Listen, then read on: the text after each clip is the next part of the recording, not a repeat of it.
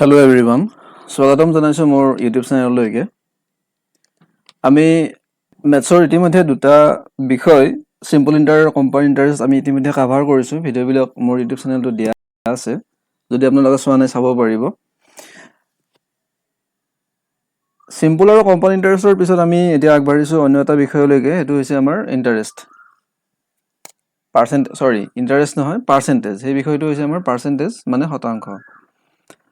পাৰ্চেন্টেজৰ ওপৰত অংক পৰীক্ষাত অহা দেখিবলৈ পোৱা যায়। বিভিন্ন ধৰণৰ কোৱেশ্চন হ'ব পাৰে পাৰ্চেন্টেজৰ ওপৰত। যদি আমি পুৰণা এডিআৰই পেপাৰখন তুলি লওঁ বা অন্যান্য যিকোনো গভৰ্ণমেণ্ট এক্সামৰ পেপাৰখন আমি চাওঁ, তাতে আমি নিশ্চয় পাৰ্চেন্টেজৰ অংক দেখিবলৈ পাম। পাৰ্চেন্টেজৰ অংক আমি আগৰ যিখিনি ভিডিঅ' আছিল কম্পাউণ্ড আৰু সিম্পল ইন্টাৰেষ্ট, তাতেও আমি শতাংশ দেখিবলৈ পাইছো। 12% সুতৰ হাৰত, 10% সুতৰ হাৰত সিম্পল ইন্টাৰেষ্ট বাঢ়িছে, কম্পাউণ্ড ইন্টাৰেষ্ট বাঢ়িছে 10 বছৰৰ কাৰণে, 4 বছৰৰ কাৰণে, এনেকুৱা ধৰণৰ কুৱেশ্যন বিলাক পাইছো। বাট সেইটো আছিল আমাৰ সিম্পল আৰু কম্পাউণ্ড ইন্টাৰেষ্টৰ কাৰণে। শতাংশৰ ব্যৱহাৰ বেলেগ বেলেগ ঠাইতো হ'ব পাৰে, কিন্তু যেতিয়ালৈকে আমাক ডাইৰেক্টলি নকয় যে বস্তুটোৰ ওপৰত 20% ইনক্ৰিজ হৈছে, তাৰ দামটো কিমানখিনি হ'ব, তেতিয়ালৈকে আমি পুৰণা ধৰণতে কৰিব লাগিব। যেনে আমাৰ সিম্পল কম্পাউণ্ড ইন্টাৰেষ্টৰ কাৰণে তাত আমি শতাংশ বুলি ক'ব নোৱাৰো অংকবিলাক সিম্পল কম্পাউণ্ড ইন্টাৰেষ্টৰ কাৰণে। বাট কিবা এটা বস্তু বা পইচাৰ ভ্যালুটো তাত শতাংশ হিচাপত বাঢ়িছে, সেইটো বেলেগ কথা। এতিয়া যদি আমাক পিওৰ বেচিছত কয় যে বস্তু এটাৰ দাম বাঢ়িছে বা কমিছে শতাংশ হিচাপত কিমান হ'ব নতুনকে, তাত কোনো সিম্পল ইন্টাৰেষ্ট নাই, কোনো কম্পাউণ্ড ইন্টাৰেষ্ট নাই, কোনো বেলেগ ধৰণৰ বস্তু মিক্স হৈ থকা নাই তাত, তেতিয়া আমি অংকবিলাক কেনেকৈ কৰিব পাৰিম? পাৰ্চেন্টেজৰ সিম্পল কম্পাউণ্ড ইন্টাৰেষ্টে মনত আহি আছে, কাৰণ তাৰ ভিডিঅ' অলৰেডি 7টামান বনোৱা হৈছে, গোটেইখিনি দিয়াই আছে। নতুন বিষয় যিহেতু আৰম্ভ কৰিছো, অভ্যস্ত হ'ব লাগিব ইয়াৰ লগত। ইয়াতে কুৱেশ্যন একদম যিটো বেছিক সাধাৰণ ধৰণৰ হয়, সেইটো কুৱেশ্যন এনেকুৱা যিটো আমি প্ৰথম যদি আমি পাৰ্চেন্টেজ ইন্ট্ৰডাকশ্যন যেতিয়া হৈছিল আমাৰ পাঠ্যপুথি, তেতিয়া আমি ধৰা এনেকুৱা ধৰণৰ কুৱেশ্যনবিলাকে পাইছিলোঁ। এনেকুৱা আছিল কুৱেশ্যনটো, ধৰি ললো 400 rupees, বস্তু এটাৰ ভ্যালু কিমান? 400 rupees। তো 400 rupeesৰ বস্তু এটাৰ ওপৰত 20% ডিসকাউন্ট দিয়া গৈছে। 20% কি কৰা গৈছে? ডিসকাউন্ট দিয়া গৈছে। ডিসকাউন্ট দিয়া হৈছে মানে বস্তুটোৰ ভ্যালু কি হ'ব? ইনক্ৰিজ নে ডিক্ৰিজ? ডিক্ৰিজ হ'ব। ডিসকাউন্ট দিয়া গৈছে মানে ভ্যালুটো কমিছে। তেনেহলে আমাক সুধিব যে নতুন দামটো কি হ'ব? নিউ প্ৰাইস কিমান হ'ব ইয়াতে? এটো আমাৰ 400 rupees টো ওল্ড প্ৰাইস আছিল। তেনেহলে 400ৰ নিউ প্ৰাইস কিমান হ'ব যদি 20% ডিসকাউন্ট থাকে? এই ধৰণৰ অংকত যেতিয়া 20% ডিক্ৰিজ বুলি কৈছে, তেতিয়া আমি কি কৰিম? যেটো 400 rupees আছিল, 400 rupees টো আমি ইনটু কৰিম কিহৰ লগত? 80/100।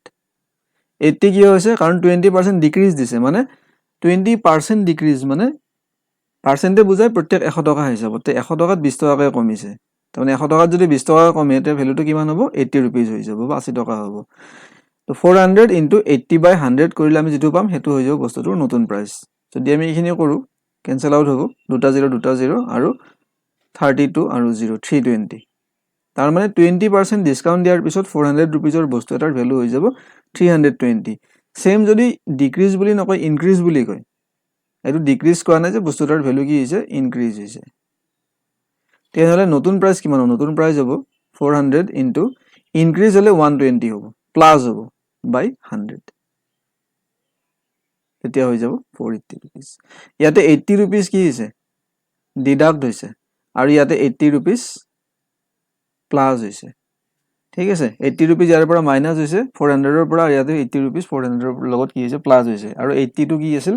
20%। 400ৰ কাৰণে 20% 80 rupees বা 80 হৈ যায়। এটো একেবাৰে সাধাৰণ অংক, জনাটো দৰকাৰ, কাৰণ ইয়াৰ ব্যৱহাৰ পিছত হ'ব।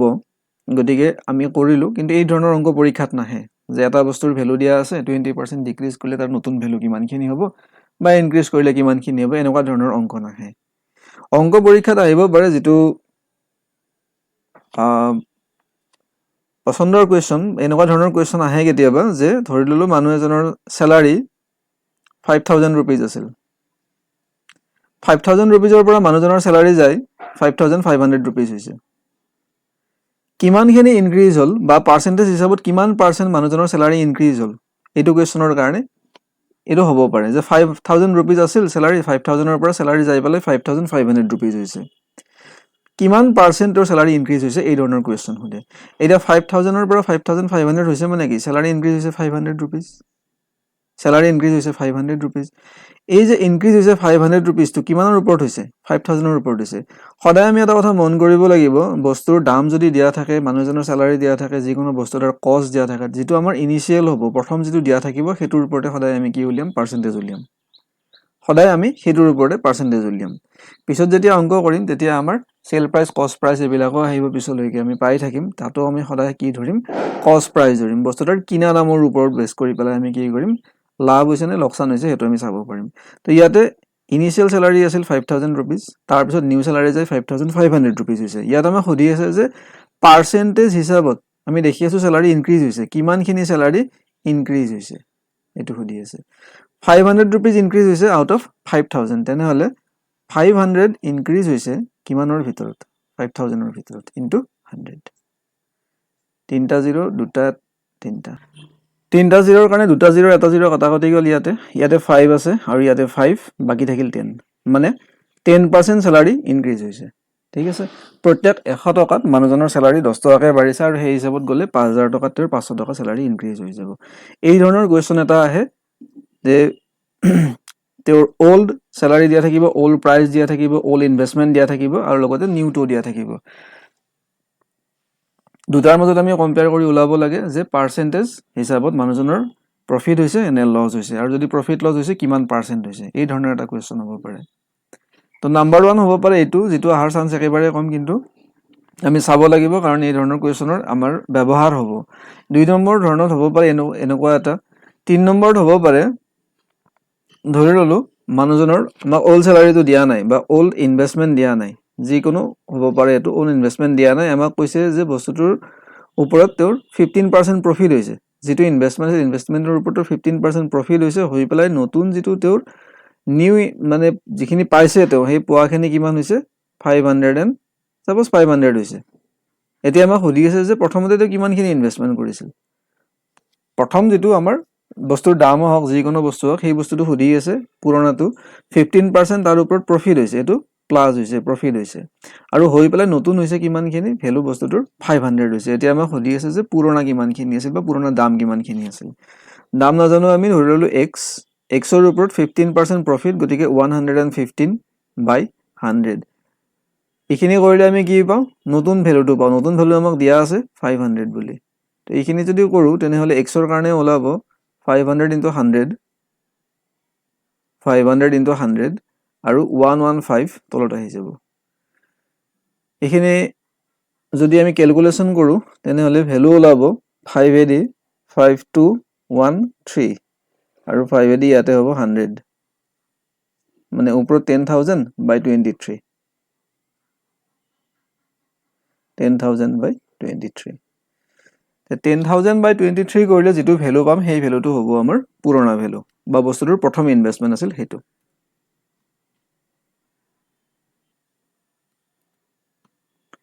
এইখিনি কেলকুলেশ্যন কৰিলে আমি ভেলু পাম 434/18/23। এইটো আছিল অল্ড প্ৰাইচ, মানে বস্তুটোৰ ইনিচিয়েল ভেলু আছিল ইমানখিনি, 434/18/23 ইমানখিনি আছিল। তো 434-35ৰ ভিতৰত আছিল বস্তুটোৰ প্ৰাইচ। যেতিয়া 15% ইনক্ৰিজ হৈছে, ইনক্ৰিজ হোৱাৰ পিছত বস্তুটোৰ ভেলু যাই পেলাই হৈছে 500 ৰুপিজ। ঠিক আছে, এই ধৰণৰ কুৱেশ্যন এটা হ'ব পাৰে যে আমাক পুৰণাটো দিয়া নাই বা প্ৰথম ইনিচিয়েলটো আমাক দিয়া নাই, 15% ইনক্ৰিজ বা ডিক্ৰিজ বা যিকোনো পাৰ্চেণ্টেজ এটা দিব পাৰে আৰু নতুন ভেলুটো দিব পাৰে। ডিক্ৰিজ হ'লে ইয়াতে কি কৰিম? 15% যদি ডিক্ৰিজ হয় তেতিয়া আমি কি কৰিম? 85 কৰি ল'ম। ইনক্ৰিজ হৈছে কাৰণে 100ৰ লগত আমি প্লাছ কৰিছোঁ, আৰু যদি ডিক্ৰিজ হয় তেনেহ'লে 100ৰ পৰা আমি মাইনাছ কৰিম, ইকুৱেল নিউ ভেলুটো দিম, আৰু তাৰ পৰা আমি পুৰণা ভেলুটো বাহিৰ কৰিব পাৰিম।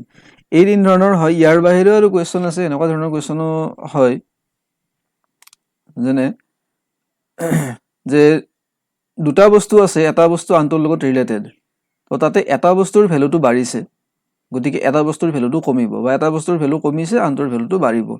এনেকুৱা ধৰণৰ কুৱেশ্যন হয়।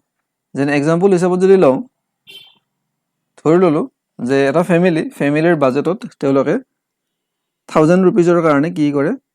ৰাইচৰ কাৰণে তেওঁলোকে 1000 ৰুপিজটো ফিক্সড, তেওঁলোকে 1000 ৰুপিজৰ কি কৰে? ৰাইচ কিনে প্ৰত্যেক মাহতে। এতিয়া যিটো ৰাইচৰ প্ৰাইচটো 10% কি হৈছে? ডিক্ৰিজ হৈছে। এইটো প্ৰাইচ। ৰাইচৰ প্ৰাইচটো যেতিয়া 10% ডিক্ৰিজ হৈছে, ৰাইচৰ প্ৰাইচটো যেতিয়া 10% ডিক্ৰিজ হৈছে, তেতিয়া তেওঁলোকে 1000 ৰুপিজৰে ৰাইচ কিনিব। গতিকে কোৱান্টিটিটো কি হ'ব? কোৱান্টিটিটো অবভিয়াছলি আপ হ'ব। কোৱান্টিটিটো অবভিয়াছলি আপ হ'ব, কাৰণ 1000 ৰুপিজৰ তেওঁলোকে ৰাইচ কিনি আছে। 10% যদি ৰাইচৰ প্ৰাইচ কমিছে, মানে প্ৰত্যেক 100 ৰুপিজত 10 ৰুপিজকৈ মাইনাছ হৈছে বা কমিছে বস্তুটোৰ দাম। গতিকে তেওঁলোকে বেছি পৰিমাণৰ ৰাইচ কিনিব পাৰিব। গতিকে কোৱান্টিটিটো কি হ'ব? কোৱান্টিটিটো আপ হ'ব। আগতে যদি 10 কেজি কিনিছিল, এতিয়া নিশ্চয় তাতকৈ বেছি হ'ব।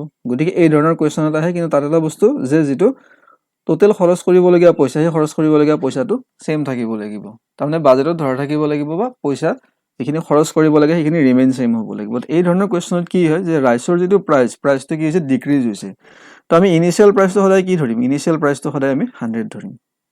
এইটো কথা মনত ৰাখিব লাগিব যে ইনিচিয়েল প্ৰাইচটো সদায় আমি 100 ধৰিম। তে 100 যাই পেলাই কি হৈছে? 90 হৈছে। 100 যাই পেলাই 90 হৈছে। তো 90টো যেতিয়া হৈছে, এইটো আমাৰ কি? 100টো যাই পেলাই 90 হৈছে, এইটো আমাৰ প্ৰাইচ।